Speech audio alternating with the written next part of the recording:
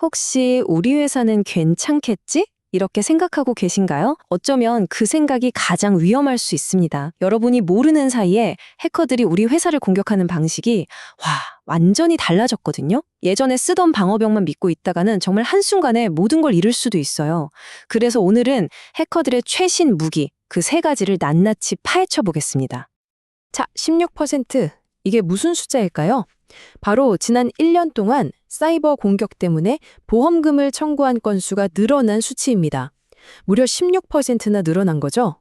이게 그냥 단순한 숫자가 아니에요. 해커들의 공격이 우리가 생각하는 것보다 훨씬 더 빠르게, 그리고 바로 우리 턱 밑까지 다가왔다는 아주 강력한 위험 신호라고 할 수 있습니다. 오늘 제가 말씀드리는 내용은 그냥 추측이 아닙니다. 앳베이라는 아주 특별한 회사가 공개한 실제 데이터를 바탕으로 한 건데요.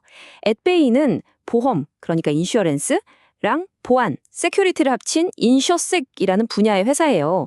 이게 왜 중요하냐면요. 보통 보험회사들은 이런 공격이 있었다까지만 알잖아요. 근데 이 회사는 보험사니까 공격 당한 회사들이 실제로 얼마나 피해를 입어서 보험금을 청구했는지 그 진짜 돈 데이터를 갖고 있는 거예요. 그러니까 이건 뭐 이론이 아니라 실제 현장에서 들려오는 가장 정확한 목소리라고 할 수 있죠. 자, 그럼 본격적으로 한번 들어가 볼까요? 먼저 지금 우리가 마주한 사이버 위협의 새로운 현실부터 짚어보겠습니다. 해커들의 첫 번째 주 무기, 바로 랜섬웨어입니다. 아마 랜섬웨어 그거 이제 화물관 거 아니야? 이렇게 생각하시는 분들 계실 거예요. 근데요, 천만의 말씀입니다. 랜섬웨어 사라진 게 아니고요. 훨씬 더 잔혹하고 강력해진 모습으로 화려하게, 아니 무섭게 귀환했습니다. 이 그래프를 보시면 아시겠지만 한동안 좀 잠잠한가 싶었던 랜섬웨어 공격이 다시 고개를 들기 시작했어요. 그래서 지금은 공격이 가장 심했던 2021년 수준까지 다시 돌아와 버렸습니다. 작년하고 비교하면 공격 건수가 무려 19%나 늘어났어요. 전문가들은 이게 왜 그런가 분석을 해봤더니 우크라이나 전쟁에 참여했던 해커들 있잖아요. 이 사람들이 전쟁이 좀 소강 상태가 되니까 다시 민간 시장, 그러니까 우리 같은 일반 기업들을 공격하는 쪽으로 돌아오면서 벌어진 일이라고 보고 있습니다. 자, 여기서 아주 중요한 개념 두 가지만 딱 짚고 넘어갈게요. 바로 직접 랜섬웨어랑 간접 랜섬웨어라는 건데요. 말 그대로예요. 직접은 해커가 우리 회사를 타겟으로 바로 공격하는 거고요. 간접은 뭐냐면 우리랑 일하는 협력업체 있잖아요.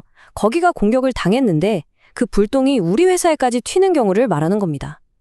이 두 가지 차이를 아는 게 지금 해커들의 새로운 공격 패턴을 이해하는데 정말 중요합니다.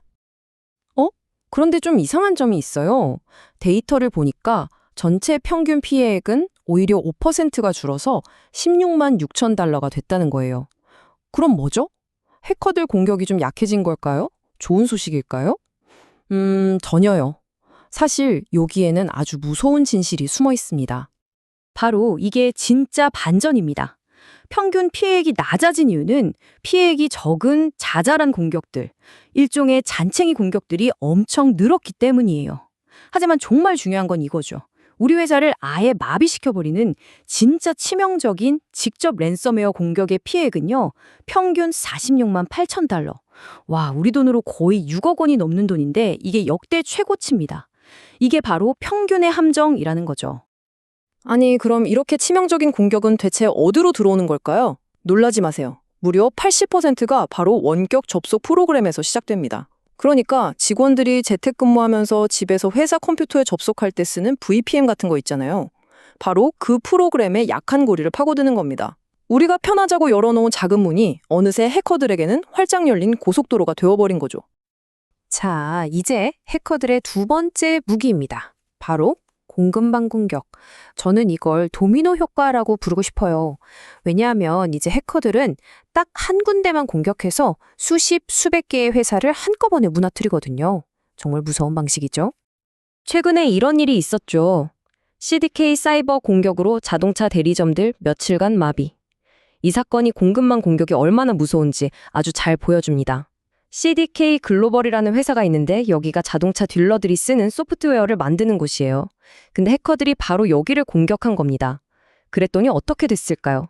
이 회사 프로그램에 쓰는 수천 개의 자동차 대리점 업무가 그냥 올스톱, 완전히 마비되는 엄청난 사태가 벌어진 거죠. 그리고 데이터가 이걸 아주 명확하게 보여주고 있어요. CDK 사건이 터진 직후에 소매어 분야에서 간접 랜섬웨어 보험 청구 건수가 말 그대로 수직으로 치솟았습니다. 보이시죠? 핵심 협력사 딱 한 곳이 뚫렸을 뿐인데 관련 산업 전체가 휘청거린 겁니다.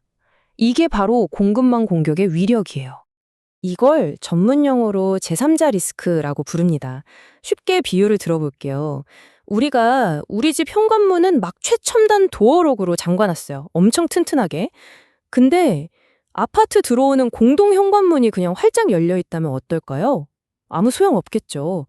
여기서 우리와 연결된 협력업체가 바로 그 공동 현관문인 셈입니다. 자, 이제 마지막 세 번째 무기입니다. 이건 어쩌면 가장 흔하면서도 그래서 더 무서운 공격인데요. 바로 교묘한 이메일 한 통입니다. 이거 정말 충격적인데요.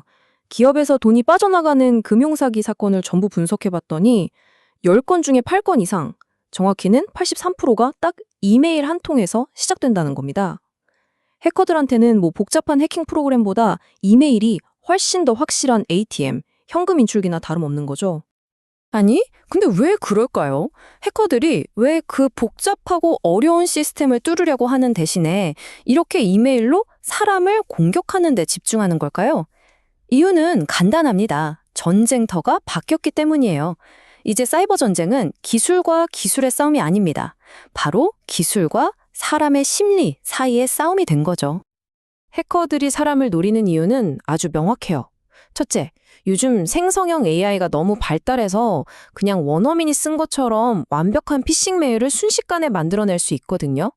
둘째, 아무리 튼튼한 방화벽이라도 그걸 뚫으려면 엄청난 노력이 드는데 그냥 직원 한 명을 잘 속여서 스스로 문을 열게 만드는 게 훨씬 쉽고 빠르다는 걸 아는 거죠.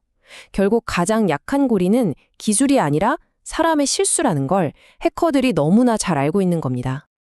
자, 그럼 이런 공격을 당했을 때 실제 비용은 얼마나 들고 또 해커들은 주로 어떤 회사들을 노리는지 한번 살펴보겠습니다.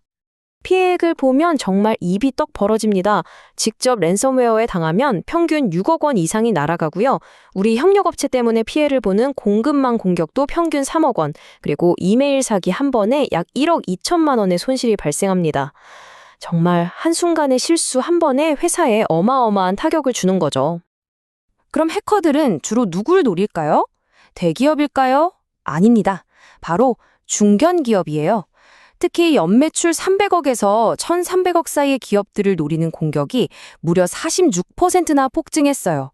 왜일까요? 해커들 입장에서 보면 이 중견 기업들이야말로 가성비 좋은 맛집 같은 거거든요.